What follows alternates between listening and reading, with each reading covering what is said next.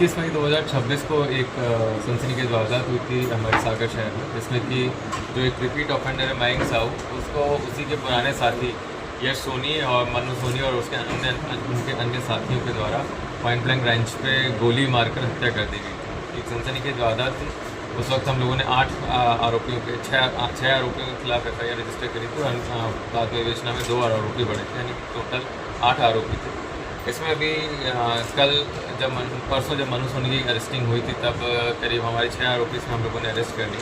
आज इसमें जो मेन आरोपी है यश सोनी, जिसके द्वारा की गोली मारी गई थी मयंक साहू को, उसको भी पुलिस ने ललितपुर तरफ से इन्फॉर्मेशन मिलने के चलते उसको हिरासत में लाके आज अरेस्टिंग की गई है।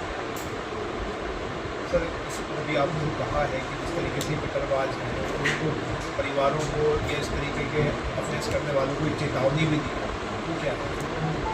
मेरा एक अनुरोध भी है और चेतावनी भी है, जो जितने भी सो कॉल्ड विधि विरुद्ध बालक हैं उनके पेरेंट्स हैं, कि आप लोगों से अनुरोध है कि अपने जो विधि विरुद्ध बालक जा रहे हैं इनको कृपया करके संभाल लीजिए। अदरवाइज आने वाले समय में जब ये बालिग हो जाएंगे तो समाज के लिए एक बहुत बड़ी दिक्कत बनेगी, फिर आप लोगों को ज़्यादा पछताना पड़ेगा।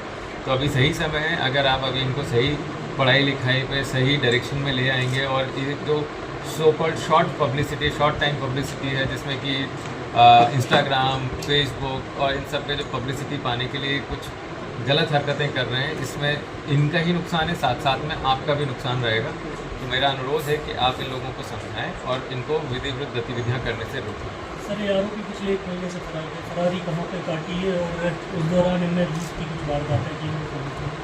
अभी इनसे जो प्रिलिमिनरी इंक्वायरी जो की गई है उसमें ये समझ में आया है कि यहाँ से घटना कारित करने के बाद इन लोगों ने कई अन्य राज्यों में अपनी फरारी काटी, जिसमें कि उत्तर प्रदेश में वृंदावन तरफ भी गए, दिल्ली तरफ भी जाना हुआ है इन लोगों का, सूरत भी रहे, साथ साथ तिरुपति तरफ भी इन लोगों ने फरारी काटी।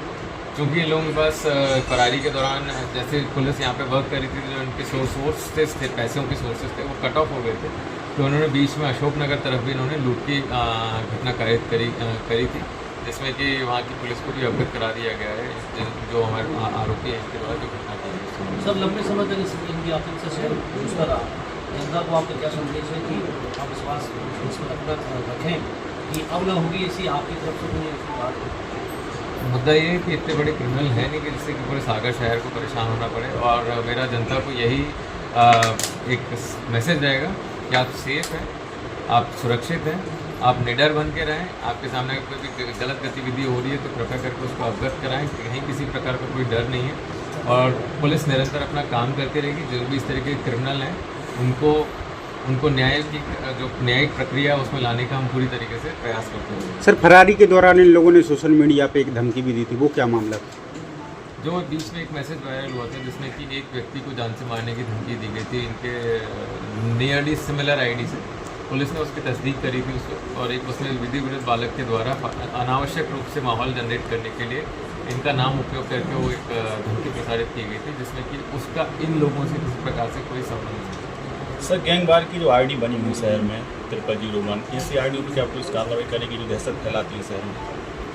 देखिए, दहशत तो बहुत ही ज़्यादा भारी वर्ड यूज़ कर लिया आपने। ये सिर्फ और सिर्फ चीप पब्लिसिटी के लिए अपना इस टाइप का सोशल मीडिया प्रोफाइल बनाए हुए, और पुलिस जितनी भी इस तरह की सोशल मीडिया प्रोफाइल बनी हुई है सभी पे नज़र रखी है, और ख़ास तौर से इनके जो फॉलोअर्स हैं, चाहे वो बालिग हैं या नाबालिग हैं, उनके ऊपर पूरी नज़र बनाई हुई है, और शायद उसी के चलते हम लोग इतनी जल्दी इन लोगों तक पहुँच पाए हैं।